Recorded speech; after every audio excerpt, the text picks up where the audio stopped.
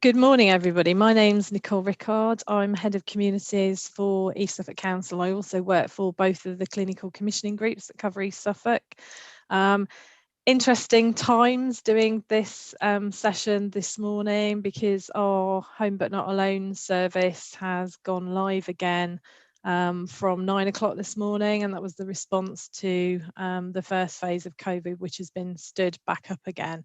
So and I think what, if anything, what the first lockdown taught us is what incredible resource there is out there in our communities in East Suffolk. But you've not all come today to hear from me, you've come to hear from Cormac. So I'm delighted that Cormac's able to join us today. We did think at one point we were going to have to do a pre-recorded session, didn't we, Cormac, due to personal circumstances, but I'm really pleased that you're able to be here in person with us. So Cormac's Managing Director of Nurture Development and is a leading expert on asset-based community development, and has worked in places all over the world talking about strengths-based approaches. So what we're going to talk about this morning, we're going to focus specifically on asset-based community development and lots of other things that Cormac's going to talk to us about. But obviously the focus of today and today's programme, we have got 4 sessions across the day, is to focus on isolation and loneliness, which was, I think, came to the forefront for lots of people during the first phase of the pandemic. So I am going to shut up now, and I'm going to hand over hosting to Cormac. Cormac, if you could just admit people if we do get any late people, is that okay? Because I won't be able to do that anymore. That's perfect, Nicola, and thanks for opening us up this morning. Excuse me. So welcome, everybody. It's good to be with you, even if it isn't physically in the room. We are together, even though we're apart. And what I thought we'd try to do to begin with is just act like we like each other. It's always a good thing when you're talking about community. So if you are at your desk or wherever it is you're partaking in this and you don't have your camera on already, could you put your camera on, please, so we can actually see you? It'll make for a much more interactive session, and we'd like to actually be able to connect with each other. Great. It's bad enough we're not in the room, but it's there's at least that we can do something about. So thank you for that. We still have quite a few, and if you've got a kind of a pet name or a number or some kind of a handle rather than your own name in your screen view, could you put in your name, even your first name, so that people can quickly know who you are and at least use your first name to address you? And that's always helpful. Now, I don't know how many people are familiar with Zoom, so just in the spirit of inclusion, what we're going to do this morning for about an hour and a bit is we're going to have 3 experiences together, if you like.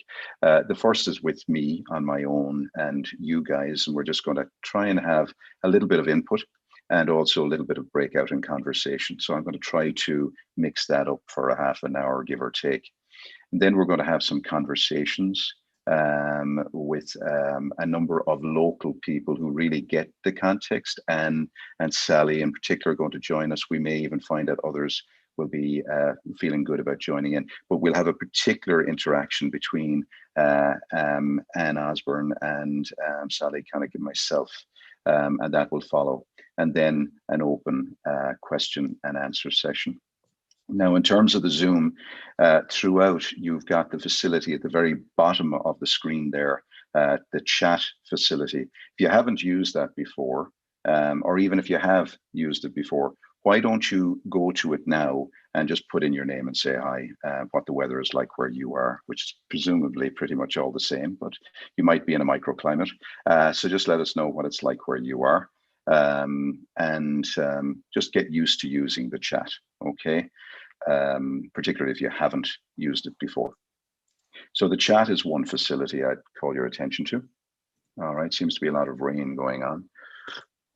It's quite wet, seems to be the general consensus.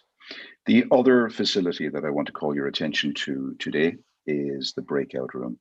So you found the chat. If you haven't, again, it's down at the bottom of your screen, pretty much in the center. You'll see all these icons from mute on one side to end on the other. Scan across that a little bit towards the end red button, and you'll find breakout rooms, okay? You may not find them because it may just be that I can only see that. But what I will alert you to is that in a short while, I'll be inviting you into small groups to have a conversation so that you don't have to be subjected to listening to me for long periods of time. So we'll do that in a few minutes. You'll get a prompt on your screen if you haven't seen this before. And what I'd like to invite you to do is just accept that, click on that to accept, and you'll be in a small group with 2 or 3 other people. And I'll set that up so you'll know what it is that you're going to be talking about. We have approximately, or will have, 70 people. So somewhere between 50 and 70 people on this conversation today. And I do want to try and make it a conversation, an interaction. So that's why we're using the breakout sessions. And I'm really keen to hear what's going on locally for you and what your thoughts and your dilemmas are, as well as your hopes. So that's by way of a little bit of a scene set.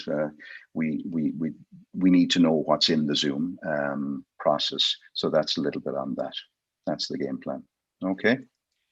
One of the other things that I call your attention to is whether it's your on land, as in your physical hand, or your online hand, there's a way digitally, especially, of raising your hand at different stages if you want to contribute. So there'll be points at which I'll say, does anybody want to pitch in a thought or share something that came up in their group?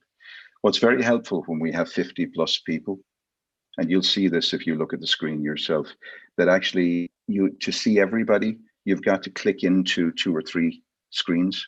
So it's not possible to see everybody on one screen. So if you click on the raise hand button, which is in kind of down around reactions and participants, I always get a bit confused. Let's make sure I give you the right instruction here now so that I'm not confusing matters for you. Does anybody know where the raise hand function is? If you go into the participants button and bring the participants up, there's you should be able to see a list, and then along the bottom you've got invite, mute me, or raise hand on the right hand side. Ah, great. So can everybody just try and do that? This is all in order that people can actually participate. It's amazing how we just bypass this and go straight into assuming everybody knows about Zoom. All right, good. So again, just to go through that, if you go down to participants, you'll see there's 55 participants. You can click on that and it'll open up all the names on one side of your screen. And then it gives you invite, mute all, and more, or raise hand. It's the raise hand function that we want to use.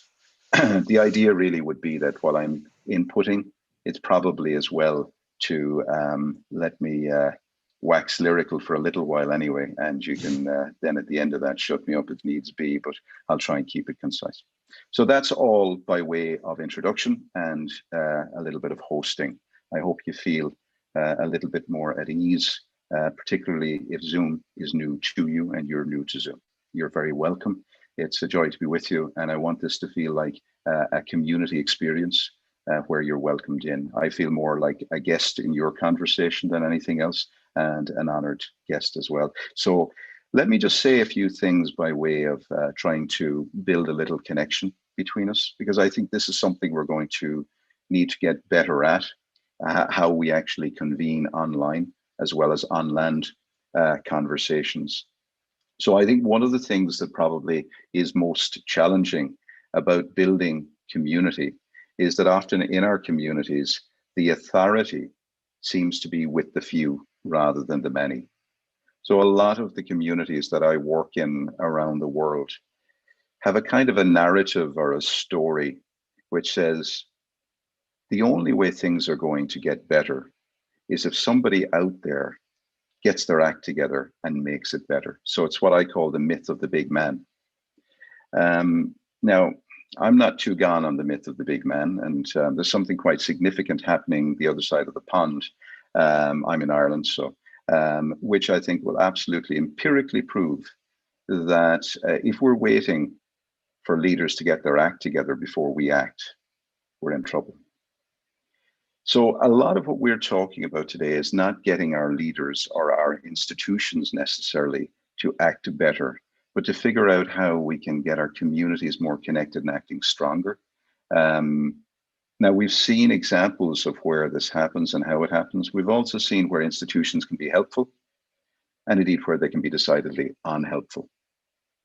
And without getting into a blame game or without getting into judgment, really what I want to try to get into some understanding of this morning is how do we get that authority and that power, that sense of we can make change happen at the local level, really into the water supply of our communities? And how do we make sure that institutions do no harm to that, maybe even fan the flames and do some good? So that's the essence of what I wanted to think about today. I think this is particularly important when we think about issues of isolation, and loneliness is kind of a theme, if you like, of our conversation this morning. I want to propose to you as we get started that loneliness is the personal manifestation of the breakdown of reciprocal community relationships. It is not a personal failure. It's a community challenge. And it's not a challenge that institutions can fix. Institutions will not be able to come up with a program to fix loneliness. That's about community. So that's kind of my stall that I wanted to set out at the beginning. To get started, I'd like to begin with a small breakout session and a little bit of a conversation. So to do this, I want to illustrate something about relocating authority and power with you. So we have, I think, 54 people on the call now, including myself, 55. And I want just to call your attention to the fact that we could spend an hour and a half where I talk at you, and this is happening a lot online on Zooms at the moment, as the so-called industry expert, and tell you what I think you should think. I won't be doing that, but you could imagine it happening very easily. And in much the same way as I think that institutions and leaders face the challenge of relocating authority from themselves to the wider community, I face a similar challenge. How can I get the authority that might be with me, or the perception that you're all here to consume what I say, I'm here to produce some kind of points of interest, to actually know we're here to have a conversation together best as we can, and to figure out how we can tap into each other's shared wisdom. One of the ways I can do that is by relocating authority. And that starts with asking different questions. So we're going to try this out this morning. I'm actually going to show you a technique we use, which takes power away from the one and relocates it to the many. So we're going to start. I want to call your attention to a set of questions that I'd like to invite you to think about. So as you think about this morning's conversation and this morning's interaction that we're going to have with each other, I'd like you to look at the following 4 questions and just ask yourself, on a scale between 1 and 7, how am I going to show up in this conversation for the next hour and a bit? Now, you look at each of these questions and think between 1 and 7. 1 is the lowest. 1 is, I don't think it's going to be valuable. I'm not going to engage. I'm going to keep my my camera off, and I'm just going to consume. I'm going to take no risks, and this is just about me. So I'm not going to do anything for the well-being of this group. That would be a 1. 7 would be, I'm here to participate. I have stories to tell. I think it's going to be a valuable experience, but it's on me as much as it's on Cormac and Nicola. So where are you at between 1 and 7? I'm not going to ask you to put your numbers into the chat box or share them with anybody, but just take an honest appraisal for about a minute or so as you look at those questions and ask yourself, how am I showing up in this conversation? And I'll go quiet.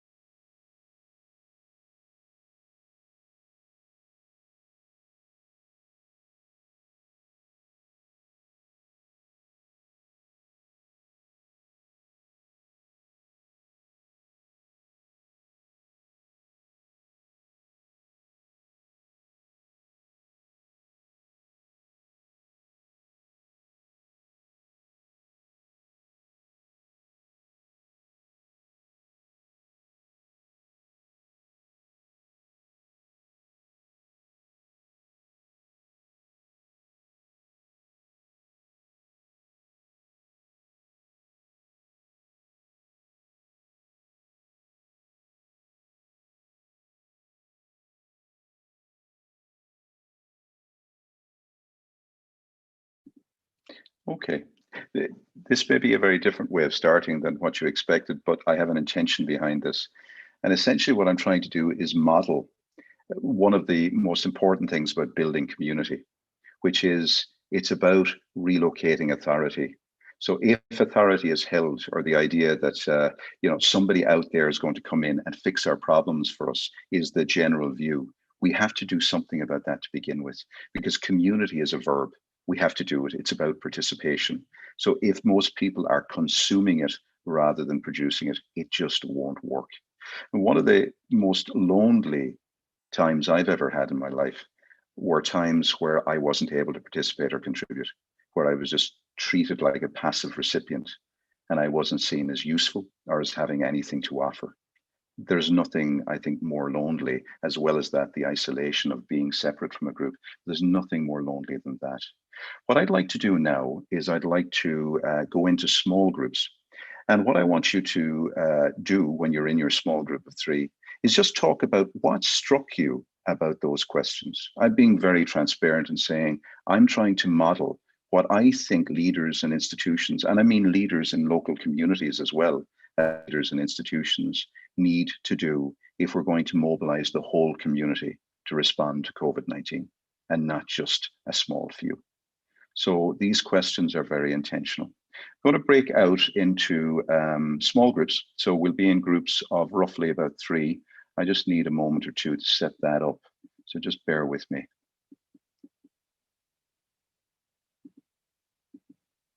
Okay, so we've got about, and we'll stick with about 14 groups. You should be in a group of about 3 or 4 people. And the question I want you to consider is, what struck you about those 4 questions I've just asked? What was I trying to do? What was I trying to model? What struck you about those 4 questions? So I'll send you that question into the chat box in a few minutes. But for now, when you get the prompt, please accept it and enjoy. We'll have about 10 minutes of just meeting some people and having a chat with each other. So it was nice. Enjoy.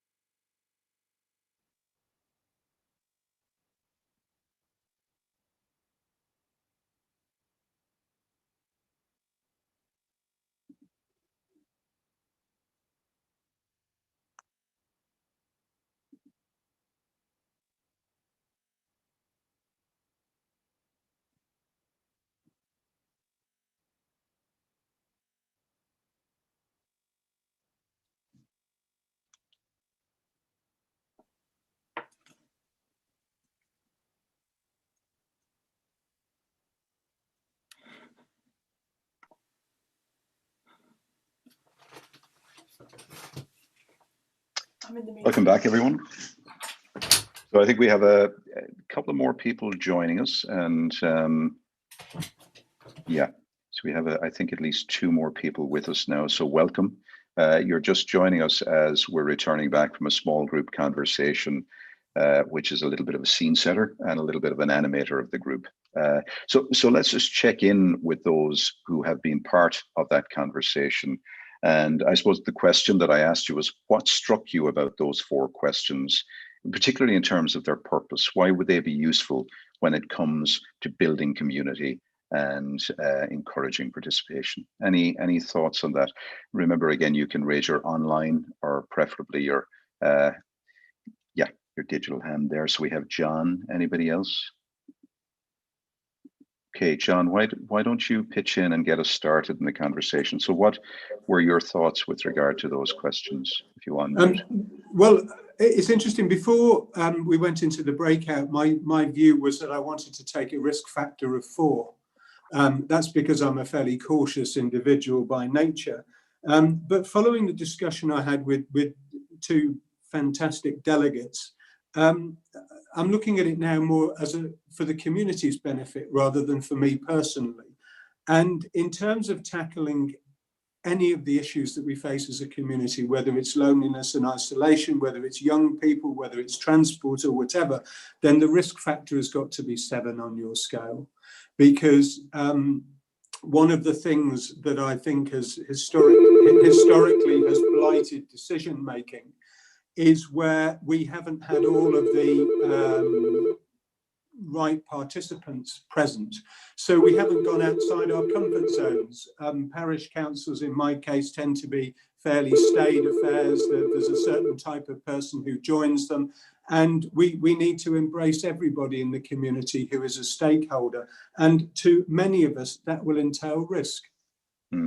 That's a great contribution, John, and a good call to action as well. Thanks for starting us off with that. That's really, really super and very authentic as well. And I think you're right. I think even what you've just done there is model some risk. So that's super. Thank you. Anybody else, any thoughts on their own behalf or on behalf of the group? Joe, why don't you unmute and tell us what's on your mind? Yeah, we discussed in our group about people acknowledging that they have a contribution and a role to play, rather than that view of, well, maybe what I might suggest might not be appropriate, but in actually empowering and enabling people to take some local and individual responsibility. And that isn't always down to people not wanting to do it, but it's sometimes about people don't feel that their contribution is important enough, and they will always look to the authorities such as the local authorities, the councillors, the leaders to do that for them because they've never been given that opportunity. And certainly in my role is very much about giving people the confidence and skills and ability to have a voice in their local community. So whilst with the best of intention, community leaders such as ourselves who are here today, we do need to sometimes think, well, actually, let's just not forge ahead and let's allow somebody else to take that risk. Let them take that risk, and we take that risk by allowing them to have that voice. Absolutely. Well said, Joe. And I think one of the things that immediately I would call attention to and invite some curiosity around is how things became different in our gathering here when we divided into groups of 3. And we emphasized really, in a sense, the importance of contact with each other before content from me. I think this is a massive challenge for authorities. Even the word authority is really interesting, isn't it? For authorities.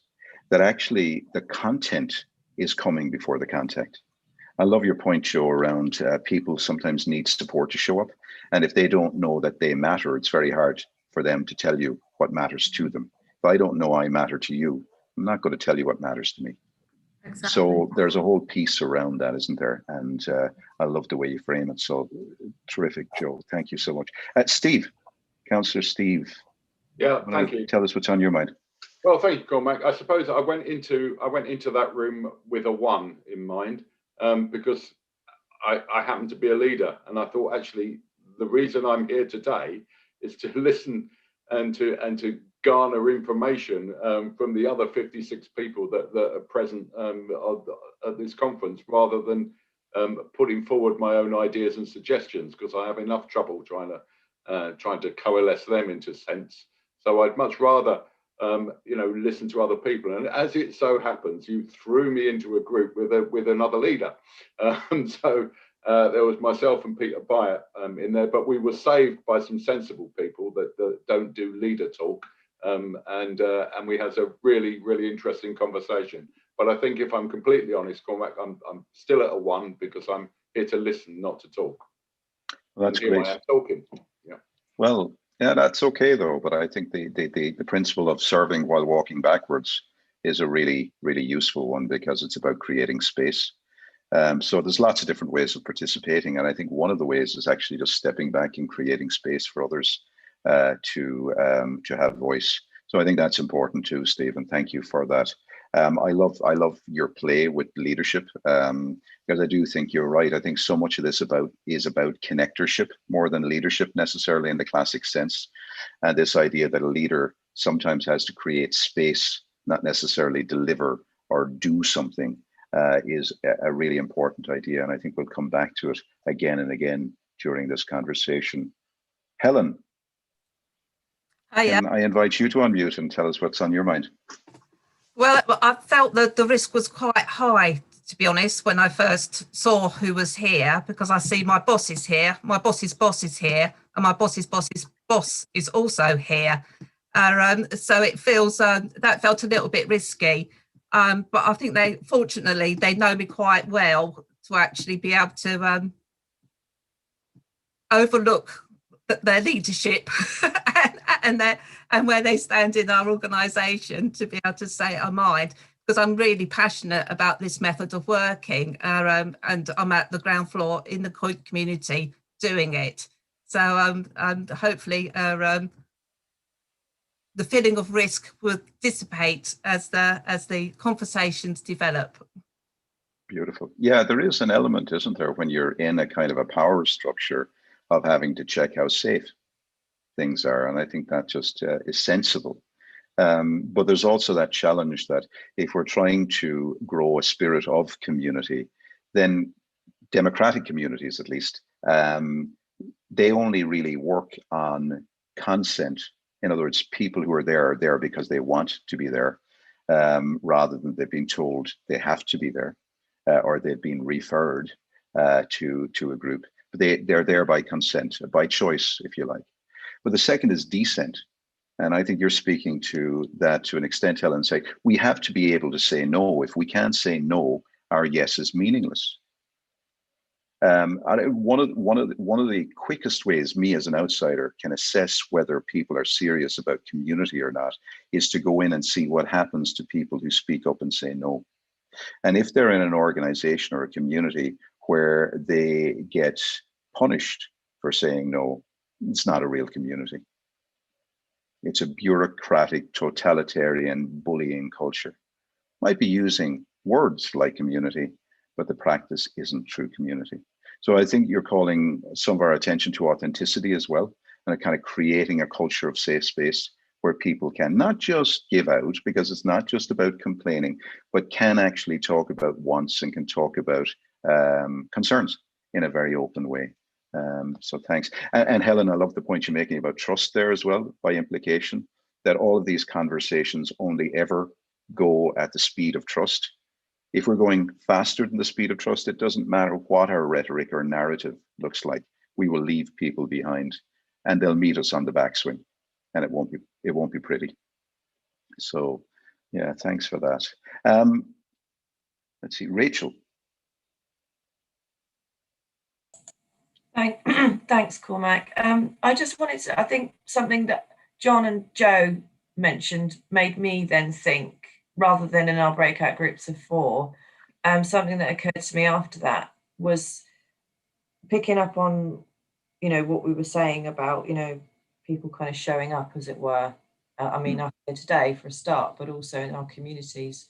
And I think that, well, this is not a novel or new observation, but we have we've had, and we continue to have, unfortunately, very centrist governments, and that, yet people here may think, oh, that's nothing to do with us, we can't do anything about that, but it does permeate to every level of government, including obviously local authorities, which I'm part, and not just that. We have, unfortunately, a society where people are not really, truly encouraged to think for themselves, to act for themselves. The sort of whole divide and rule thing. And I don't say that to in any way sound defeatist or negative, because I don't feel that way at all. There's so much we can do, and I'm hoping to be a part of that in my community, very much so. But I just think it's important to be aware of that, because I think, for me at least, to ignore that entirely would be like ignoring the elephant in the room.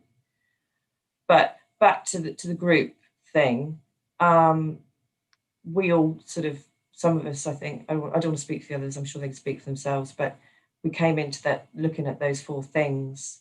And I know a couple of us at least thought, oh, okay, maybe a 2 or a 3, and I know it's the right answer, but we came away thinking, oh no, it's a 7. We're going to do this. We're going to be present. We're going to have our screens on, and we're going to be here. So, thank you for listening. Thank you, Rachel. Yeah, no, I think you're right. I think we have to accept the world as it is, and it's full of, politics isn't just an election day. It's a lifestyle choice in a lot of ways, and we don't need less politics. We need more politics, but the politics needs to go beyond partisanship and outside the story that says, there's a certain elite group of people who figure out how to do this good, bad, indifferent, to something that's much more about how do we grow a movement where everybody's contribution matters. And you're right, this isn't a common question. What we're doing and the way we're gathering right now is not common. And as you say, in certain jurisdictions, it's less common than maybe than others. I'll take maybe one other contribution and then give some input, and then we'll go back into a small group session again before further conversation. So Anne Osborne, do you want to comment on what you've heard so far, or on what's on your own mind? No, I just wanted to say that when I read the questions, I felt instantly that I was very safe to do all of those things, because I'd been invited to do all of those things. When we do Zoom calls, it's so easy to just to listen, to go into your breakout room, to come back and to report. And a lot of the time I am quite silent, but those questions made me think, actually, no, anything that I've got to say is wanted, and no question is too silly. And I think that that's something that we try and take out in our work as well. I mean, we try to take that out to villages, because we're asking them what they want and how we can help that to happen. And we try to create a safe environment for that conversation. Yes. And I felt that those questions created the same feeling here. I just wanted to make that point. Well, that's great to hear. And it's something I want to call some attention to, actually, is that rather than me talking at you or delivering a presentation, which I will do, I mean, that's part of the deal here, and I'll fulfill, my responsibility in that regard. But what I've intentionally chosen to do is to start by actually trying to model a way of shifting the conversation and really pressing the restart button on the conversation. So it's a little bit disruptive. I mean, some people may be in the conversation saying, this is very different. This is quite discombobulating to what I expected a PowerPoint presentation. I expected to be told something about community, and this is very different. But actually, in many respects, what we're doing is exactly what I think needs to happen with regard to community and the relationship it has with institutions.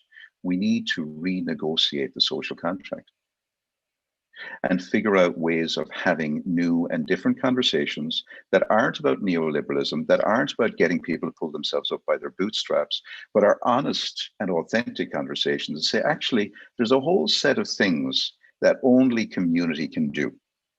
And part of our job is to enable you to get connected so you can do them. Because that's the great irony. We talk a lot about community, But in many respects, many people are experiencing the very opposite of community. They're isolated, they're disconnected, they're more likely to be watching an episode of the American sitcom Friends than they are to be making friends with their neighbors. And they're very real issues too. So how do we honestly work with the group life of our parishes, our communities, and indeed our institutions? Well, part of it, just to break down what we've just done here, is we start by asking different questions. Instead of coming forward with, here are the answers, here's my presentation, we start with questions. We ensure those questions are invitational rather than mandatory. They're not, why are you not complying with the regulations? They are, how do you plan on showing up in this conversation? And then we work out how people can have that conversation in small enough groups that we don't end up having to regulate them. So I intentionally invited you into groups of 3 or 4, and I invited you to welcome the stranger. Maybe most of you were in groups of people you did not know. And I think this is great. For me, the great enemy of community is like-mindedness. If you're working with, or you're volunteering with, or you're living with, in community life at least, the same people over the last 20 years, it might not be at all surprising to find that you haven't had a new thought in 20 years, because we create this echo chamber where we just reinforce each other. So a big challenge, I think, in building community and building these new kinds of conversations is not how the strength of our leader is strengthened, but it's how we deepen the associational life of our groups so that they have the confidence to welcome the stranger. That's the measure, I think, of real community. How well are groups that we support, ours included, welcoming the stranger at the edge? Or is this just a closed shop where we hear the sound of our own voice coming back at us? You know, and we all believe, whether we're liberal or we're conservative or whatever, you know, where we find ourselves in the spectrum, we all like the sound of our own voices, even if it comes at us from different points. So trying to find ways of opening up that space is really critical. Just a couple of more thoughts on this, and I'd like to give some further input then. When it comes to the question of how do we actually relocate authority, it's important to say that authority, and I think in your contributions you've highlighted this, authority does not get relocated by accident. So you take a context like this, there's a kind of an institutionalization or a socialization that goes on. There's a way of schooling people around their expectations that says, well, if you come to something like this and there's a facilitator, there's a whole set of things the facilitator is supposed to do and you're supposed to do. And it's exactly the same for counselors. It's exactly the same for leaders in communities, and indeed for executives working in institutions.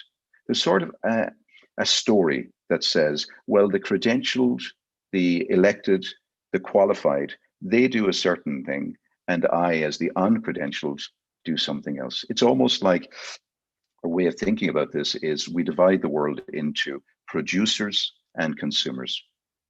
And I think one of the challenges that we're facing now is the challenge to shift that conversation and say, well, actually, no, we don't treat people like passive consumers or clients. We see them as citizens. And a citizen is primarily a maker, a producer, a co-creator, not just a passive spectator.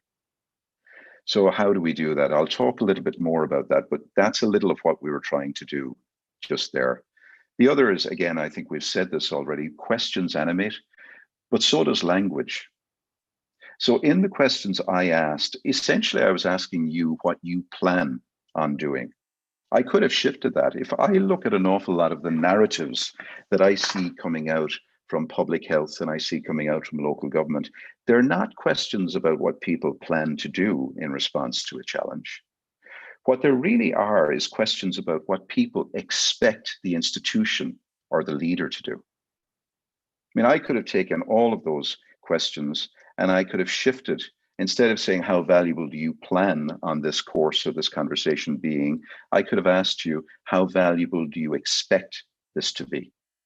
And then I think I'd be much more in line with how local government and CCGs, etc., communicate generally with the public.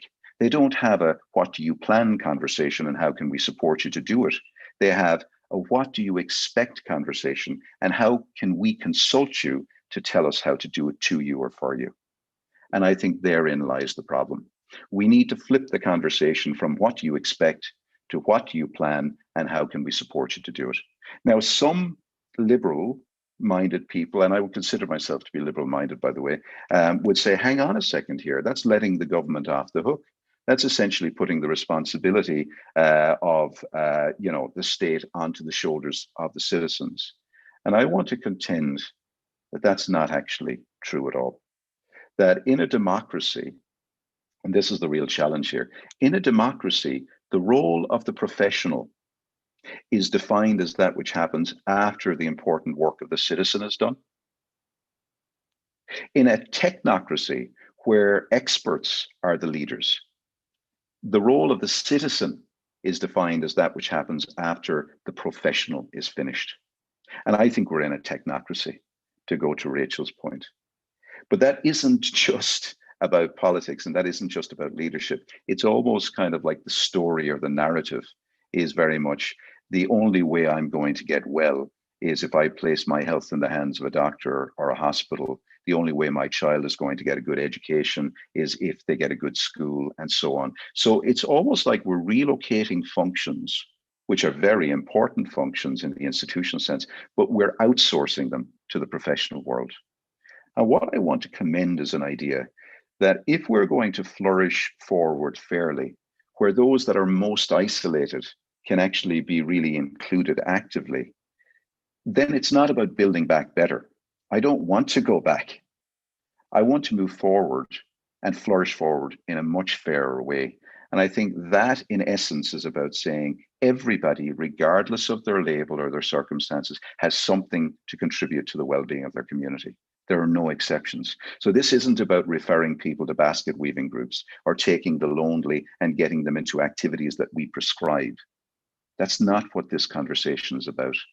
This conversation is about authentic relationships and possibilities, and really creating experiences where people are missed on the days they don't show up.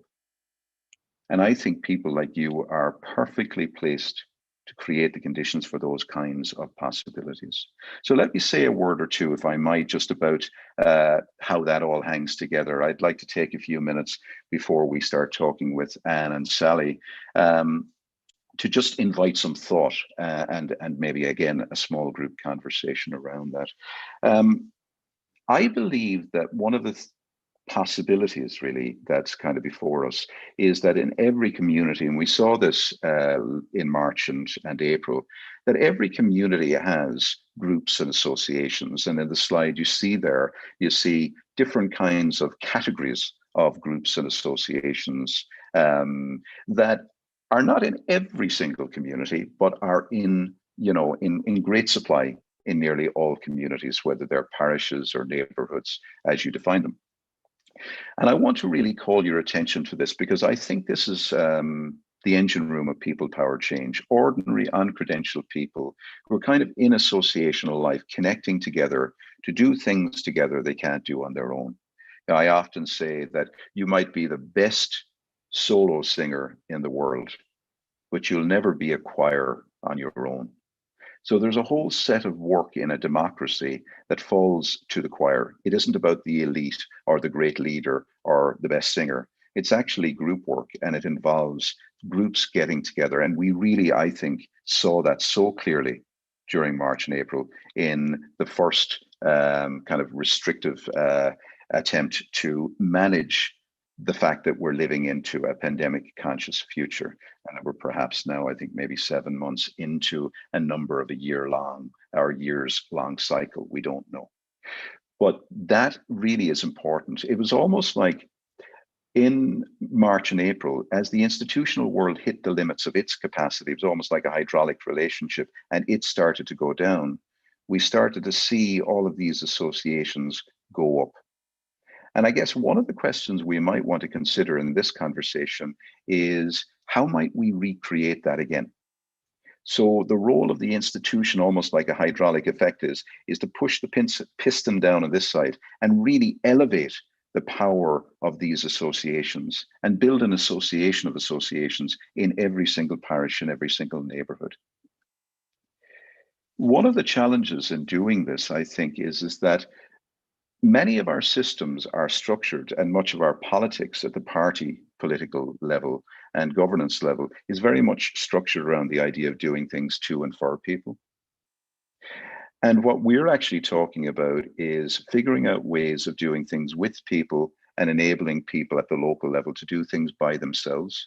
So a way of thinking about this is that good governance, good institutions form a kind of a dome of protection around communities to enable them to create a preferred future. I like to use the idea of a 3-lane highway. So if you think about how we move forward on issues of loneliness or any issues that we may be concerned about, if you think about it like this, that there's an expressway or a highway with 3 lanes on it. The first lane has all of the things that can be done at local neighborhood level by people in associational life, connecting together and using their capacities and their assets. So that's 1 lane. The second lane is where there's a whole set of things that can be done, but it needs citizen-led action supplemented with institutional action. So the actors, outside agencies, local government, and so on. And then there's a third lane. There's a whole set of things that communities need done for them that they can't do on their own, and they can't even do very well with help collaboratively in a co-productive way. They actually just need done for them. Okay, we can't gather data, for example, with regard to what's happening with a lot of issues. It needs to be done centrally or regionally. It's not something a community can do. There are very, very few communities that want to take the waste management system in charge, for example. It has happened, but it's rare. Okay, they're quite happy to have that done for them. Now, what I would contend is that the dilemma that we have, and we sort of disrupted it a little bit in our conversation this morning, is much of what we're doing in the institutional space is we're starting in lane 3. We're starting the conversation with communities by asking them what they want done for them. And then when they tell us, we do it to them. And what I want to commend is that actually a better way forward is to start the conversation by saying, actually, the 3 lanes. There's stuff you can do yourself, and we want to get out of your way, remove barriers, cheer you on, and support you to do that. Then there's some stuff you need help with, and we want to help without bureaucracy, without nonsense, without red tape. We want to help. But largely, we are not going to gaslight you. We're not going to humble brag and claim credit for what you've done. We're going to cheer you on and relocate authority and power to you. But then there's a whole set of things actually we have to do, and we're going to do them transparently. So literally, we're changing the sequence. And that's the essence of certainly what I've learned from the work we've done across the about 35 different countries we've worked in now. And what we keep encountering as we even, again, think about epidemics and pandemics is that it's really critical that at some level the community starts learning to think just a little bit like an epidemiologist, but as and perhaps more critical that epidemiologists start learning to think like communities. And that's not just about getting people to comply with the rules, though that's important, but it's really about inviting people into a conversation that says, what is it you've got to contribute, and how can we support you to make those contributions, and then supplement that. So it's not an either or. I think a lot of people have characterized asset-based community development as being against institutions and pro-communities. It's utter nonsense. What I'm actually saying is that it's the 3-lane highway that we need to get right and get in right sequence. I think it's incredibly difficult to say to an institution, to an elected member, to an executive, to a professional at any level, go out and deliver top-down to a community using the device of a needs analysis or some consultation. I think that's nigh on impossible. You're setting them up to fail and essentially to burn out your professionals. The only way we can know what a community needs is if we first know what a community has. Much like if you go shopping, you look to see what's in your fridge and what's in your cupboards before you make a list. and then you decide what you need. I think we have to do the same thing with our communities. Instead of delivering top-down, preset, predefined services that we believe are the right services, having consulted a handful of people, we've really got to get back to the kind of conversations that we're trying to have this morning ourselves here. What is it you can do yourself alone? What is it you can do with help? What is it that we must do for you? So that's the essence of the conversation. And just very briefly, an example of that, and then I'll close. We'll move on to the next part of this morning's conversation. One of the examples that I particularly like to share because of the sheer scale of the example is what's happened over the last 20 odd years in Seattle local government. In 1988, Seattle local government faced an economic crisis where they didn't have enough resource to fulfill their master plan and their city mandates, their statutory responsibilities, as it were. And they began to have to try to renegotiate a new social contract with their communities. Essentially, they did three things in 1988. The first thing was they set up a Department of Neighborhoods as a city government. This is the first government in the US, I think almost anywhere, to create a department that actually looks like communities rather than a department that's focused on function. So this is a really, really significant piece. And that department became the clearinghouse for a whole range of things, because one of the things that they found was that they had about 26 different silos, 26 different departments that was working with their various communities, and communities just couldn't keep up. Communities were almost being forced to organize themselves the way the institution was organized, rather than have their institutions organized the way they organize their lives. So they turned that on its head. The second thing they did was, at a time of crisis, what a lot of institutions do is they centralize, they hunker down, they don't take risks, they become risk averse, even more than normal. What they did was they courted risk. They became intelligent risk takers. And one of the ways they did that was they decentralized. They said, you know, we as a commissioner and as a procurement agent spend a lot of money in the city. How do we reorganize so that the money we spend goes into local economies? And one of the ways they did that was to get people out of central HQ and get them into local neighborhoods. So even from buying their lunch every day in local stores and at local vendors, to figuring out how they could ensure that everything they procured was procured locally wherever possible. So they could inject money and keep money in the economy during an economically difficult time. The third thing that they did was they changed the way they funded. And this, I think, is critical. So pre-1988, the way that they would have funded community activities is this. They would have essentially paid consultants to do a needs analysis of what was going on, you know, the problems, the gaps, the needs, the deficiencies in community. They would then write a funding criteria based on that needs analysis, saying, here's how we think we'd like to spend our money to address what we think are your needs. And then they would give whoever, you know, won the tenders the money, and then they'd spend some inordinate amounts of money auditing those communities to see have they been compliant with regard to what they said they were going to do.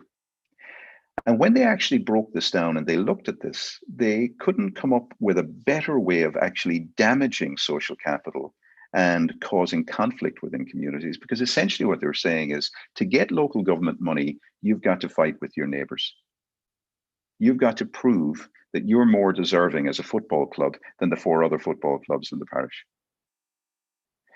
And what they wanted to do was change that social contract. And they did this by introducing what's known as the Neighborhood Matching Fund. Basically, the way this works is they will say to local people in neighborhoods, the citizens, if you've got an idea and 3 or 4 of your neighbors are prepared to help you with that idea, when you come to us with the idea, tell us how many hours you're going to pledge to do it.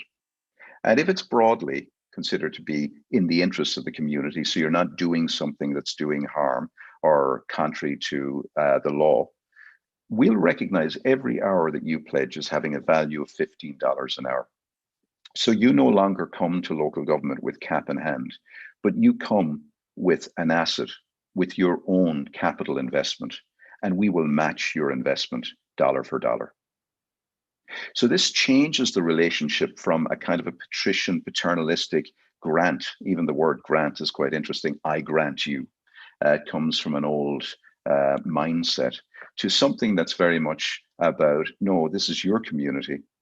You're most likely, because you know your community, to come up with the best local ideas. As long as you can engage with your neighbors and get, momentum going, we'll recognize that as having value. Now, over the last 20 years, and I'll finish on this point, over the last 20 years, they have managed to invest $50 million in small sparks, small amounts of money to support communities, to do thousands and thousands and thousands of things that community would not have otherwise done. And what I really like about that, aside from the fact that they've leveraged about $88 million in match funding through sweat equity, what I really like about that is they have driven loneliness down in neighborhoods throughout the city. And they have created the conditions within which hundreds of thousands of people have gotten involved in a way that they would have never gotten involved with the old structures of neighborhood councils and applications for funding and centrally dealing with 26 different departments. This story here is an illustration of that. It's the Fremont Troll. Some of you may know this if you've ever been to Seattle, but this is a community response to antisocial behavior under a bridge. I mean, can you think of any police department or any engineering department that would say, in response to antisocial behavior under a bridge, I know what we should do, let's build a troll. By the way, this is a life-size VW and the claws of the troll. This was done by local community artists. Just a couple of days ago, they had Trolloween for Halloween, and obviously with physical distancing, one would hope, they began to actually gather around this area and program it with good community activity rather than just suffer the illegal activity that was going on to the bridge. So again, this is just a very simple, fun example of what happens when we grow the answers from ground up rather than drive them from top down. I'll stop there. Let me just close this out. Do a quick check on time. What I'd like to do, if it were okay, is to just very quickly invite a couple of people to comment before we go into speaking with Anne and Sally. We're going to have a little bit of a constructed fireside chat with Anne and Sally. But before we do that, I'd love to hear what your comments, your thoughts, what struck you about what I've just said there. And again, if you could just use your digital hand to let us know if you'd like to contribute.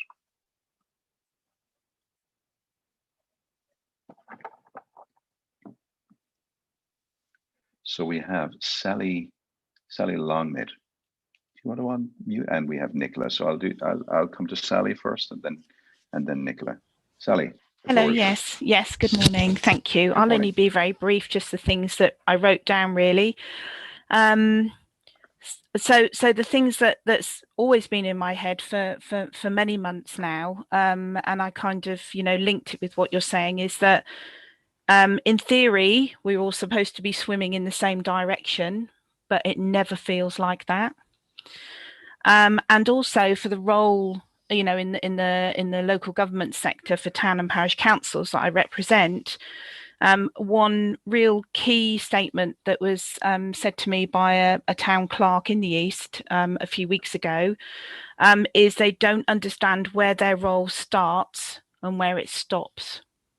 So they're just things that I wrote down and came to mind. And then finally, I've been in this role for about 2.5 years, and often with the challenges that we see in these sort of tiers of the sector, and we describe our tier as the first, the closest to the taxpayer, and they're governed by the Local Government Act. If you were to start with a blank piece of paper, you wouldn't write the Local Government Act as it is at the moment. It is very prescriptive and quite just challenging, and communities just get tied up in it, and that frustrates me considerably. So that's just my thoughts. Thanks, Sally. It's really important points, actually, but very grounded in the reality of the day as well.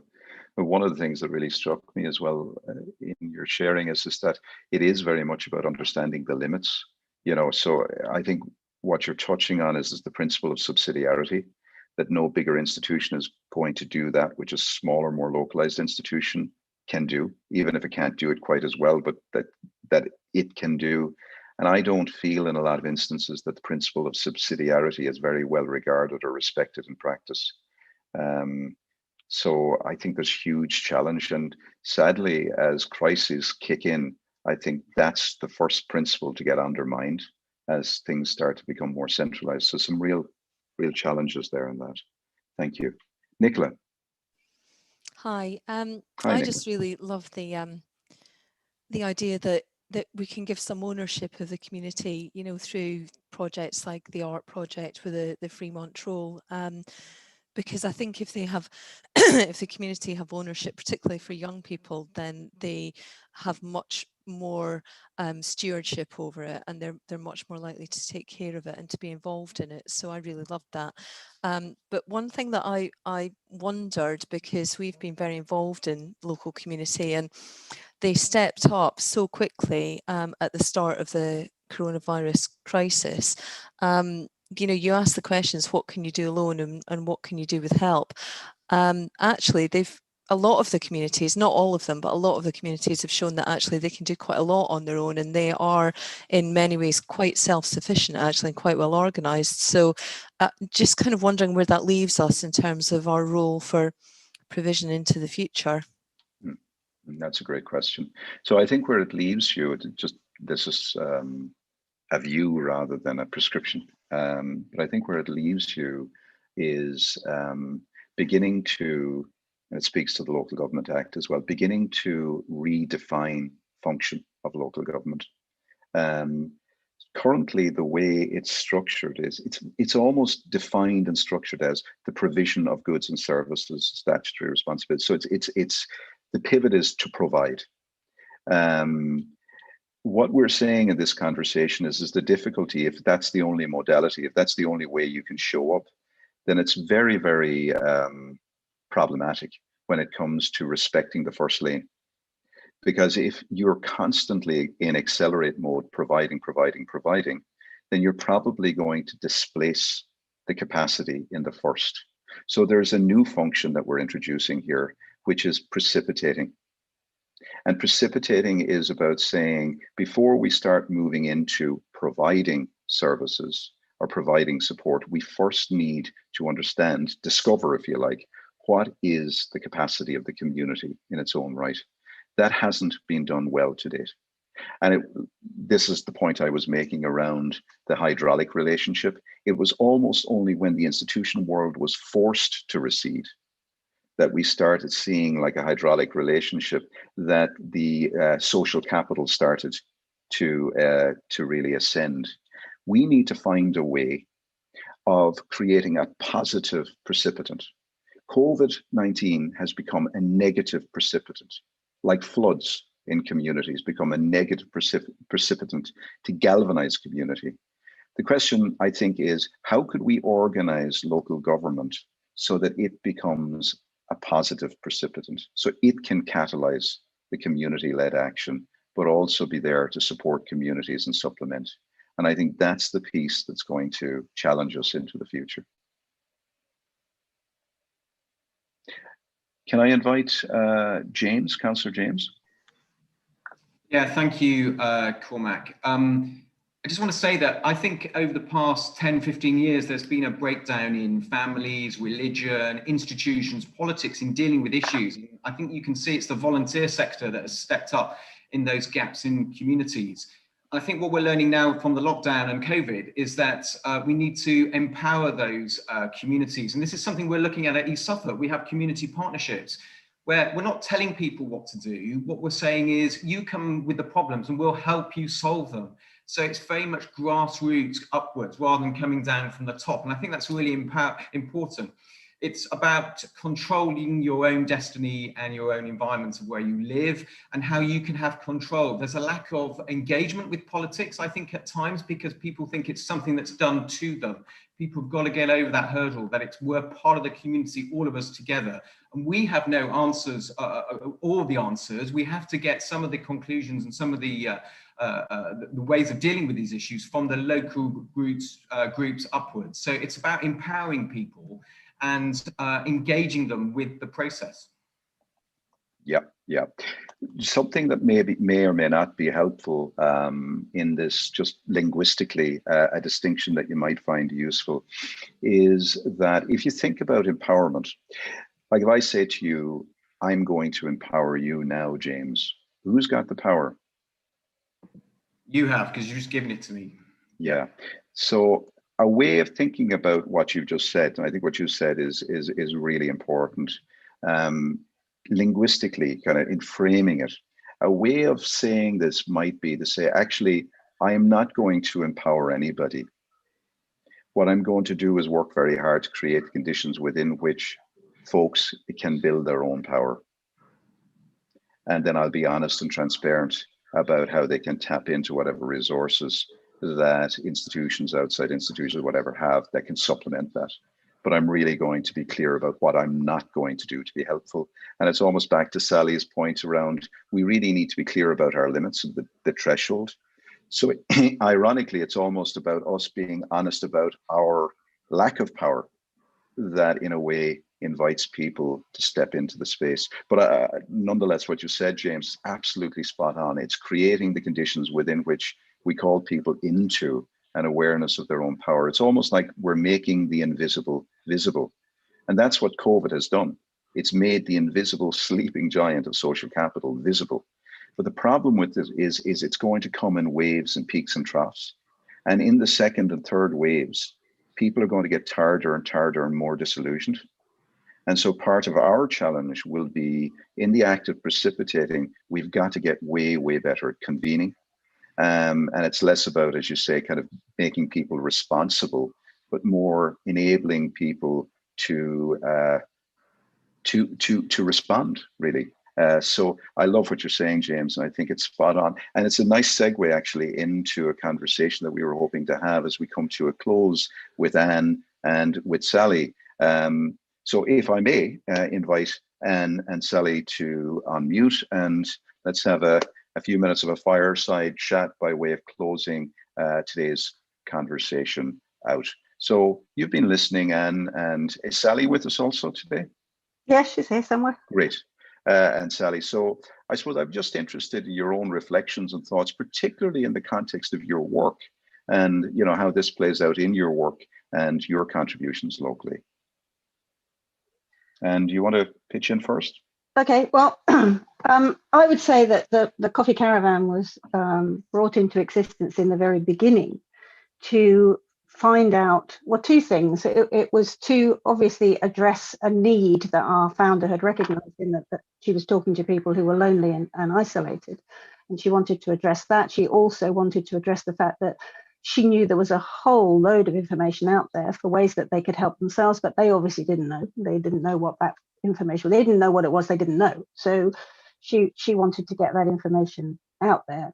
And the key thing for us all the way through is that we never descend on people. We never decide that a village needs us to come to them. We let everybody know that we exist, and then it's up to them to invite us. And we are very keen to point out that we're not necessarily there in a fixed capacity either. We are there to be a friend to that particular community. And it might just be a small part of a village. It might not be the whole village, but our friendship will be what they need it to be. So for some, it might be an information sharing session. For others, it might be very much that they know they've got people who are never seeing anybody and need some company and need to be connected to each other. And it's very important from our point of view that we're never doing anything to people. It's all about helping them figure out what it is they want to do. And then if there's anything that we can do to support that, that's what we will do.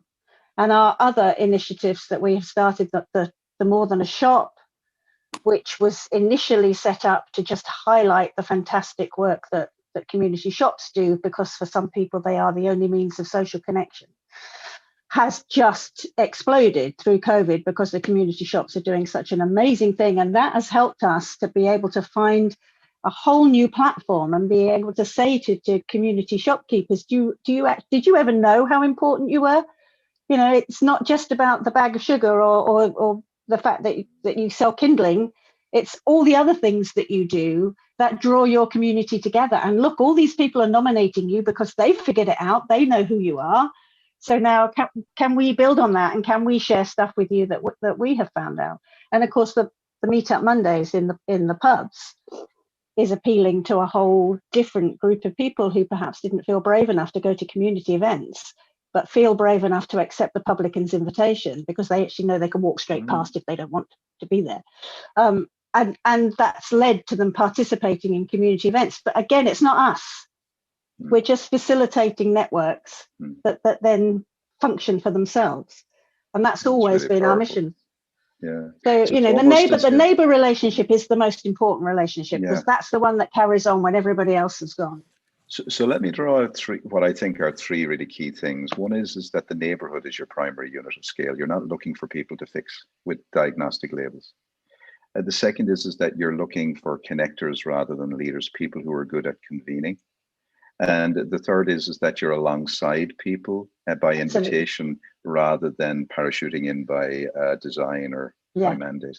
Yeah. And that works in another way too, Cormac, because we want to be alongside the other agencies that are there to support people as well. It's not just about people in communities. It's like working alongside Sally, for example. Yeah, that's beautiful. Thanks, Sam. And kind of succinctly gives us a sense as well of where, you know, the role of the institution may be limited because of its scale, but then there's a whole set of folks who are kind of like in the intermediary space between the institutional world and the community. And that's in a sense also what you're describing. You're like an embedded intermediary that can do stuff that the bigger institution just simply can't do. So I think that's important. Let's invite Sally's voice in. And Sally, as you've been listening to this morning's conversation, what has struck you in relation to your work at the local context? I think for me, it's I think particularly around the Good Neighbour schemes that we have in Suffolk. So we have Cass has been working for a number of years on the network of Good Neighbour schemes. And sort of traditionally how it worked before was that there would be a little bite from a community. Somebody was interested in maybe setting up a scheme of volunteers helping out neighbours. And there'd be quite a bit of work that needed to be done to sort of see if there was the support of the community. Did other people want to be involved? Was there a need?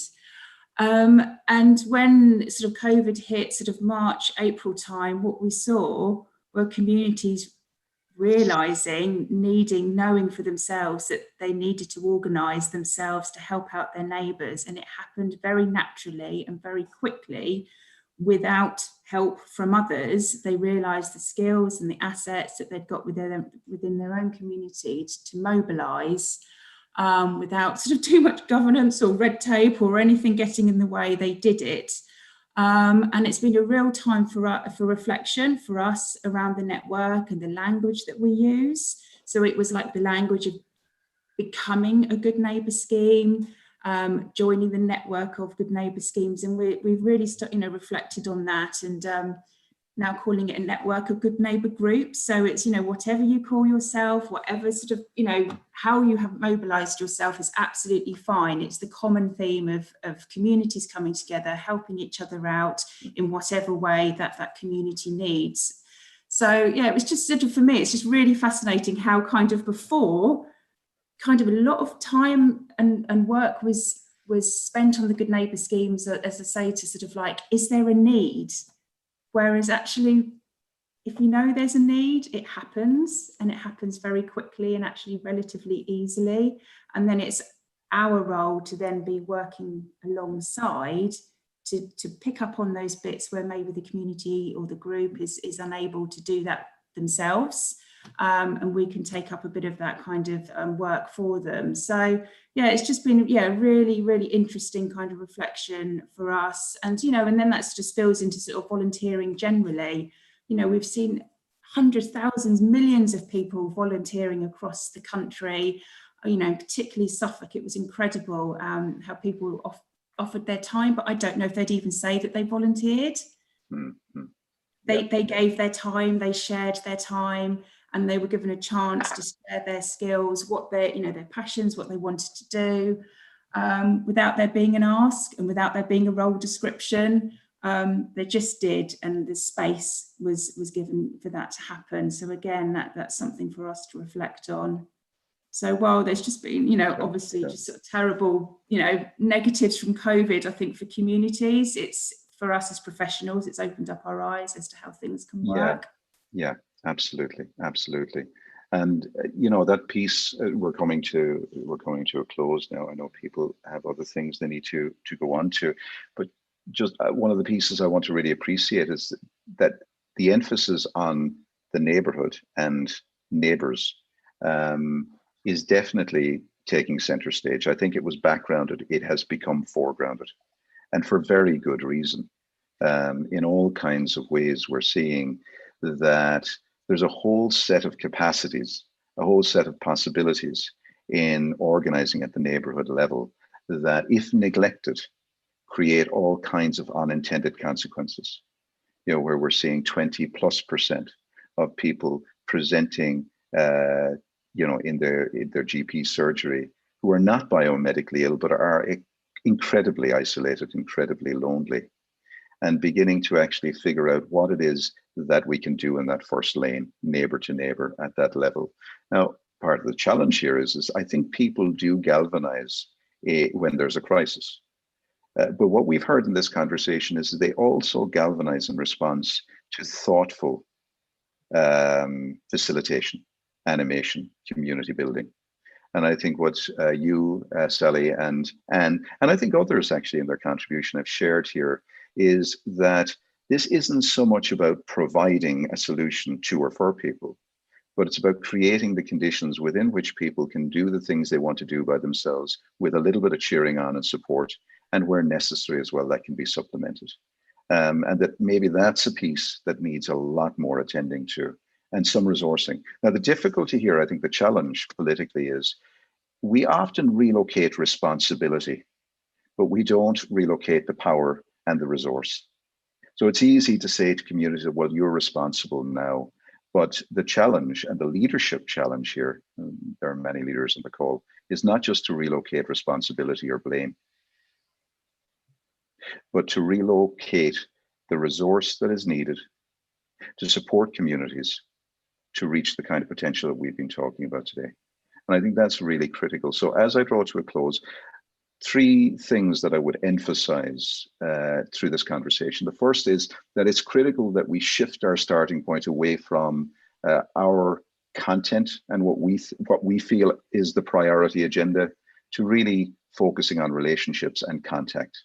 So contact has to come before content. And we did that today in how we presented the material in this conversation. The second is that we've got to pivot away from this model of delivery as a starting point to discovery as a starting point.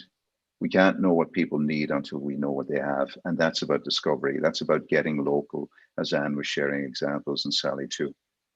And the final thing is instead of pathologizing and fixing people, we've got to work on some kind of premise that we should start with what's strong first, not what's wrong in communities, and then begin to use that strength to address what's wrong. So from those three shifts, I think we can really move into something, but it feels to me, based on what I've heard, that you're already very, very much, you know, along the arc of this journey, doing some really inspiring things. So thank you all for participating this morning so actively. Thanks to Sally and to Anne for sharing the outward expression of this in your local context. And thanks as well to Nicola for hosting us so well. I'm sorry, we've gone slightly over time, Nicola, so I apologize for that. But over to you to close us out. Thank you very much, Cormac. I think this would be the point if we were all in the same room that we'd give you a round of applause. So consider this a virtual round of applause for your session. We do really appreciate it. It's been really, really thought-provoking. It's definitely made me think about some of the things that we do. So thank you so much for that. Really appreciate it. That's the end of our first session on social isolation and loneliness. We've got 3 more to go today. So Kim Ledbetter from the Joe Cox Foundation, Joe Cox's sister, is joining us at 11:30. Then we've got a session which is about more local projects at this afternoon. And then our final session this afternoon is Tracy from the Eden Project Communities team. So there's still plenty of really interesting content, but I'll let you all go and get a cup of coffee now. Cormac, if you wouldn't mind handing the hosting back to me, because then I can stop the recording, that would be great. Absolutely. Thanks, and thank folks. you Take so care. much. Thank you so much for coming, everybody. Thank you. Thank Bye. you. That was brilliant. Thank you. Thank you very much. Thank you very much. Thank you. Nicola, that should be with you now. Okay. You're on. Oh, sorry. Thank you, Cormac. Really appreciate pleasure, it. Nicola. Thanks for having me. No, Nice to meet you, even if only virtually. Well, likewise. So hopefully it's the first of many. But Indeed. good luck with the rest of the conversations. I hope they go well. Thank you. Thank you very much. Yeah, we'll talk soon. Take care. Thanks a lot. It's been really insightful. Thank you. Thank you.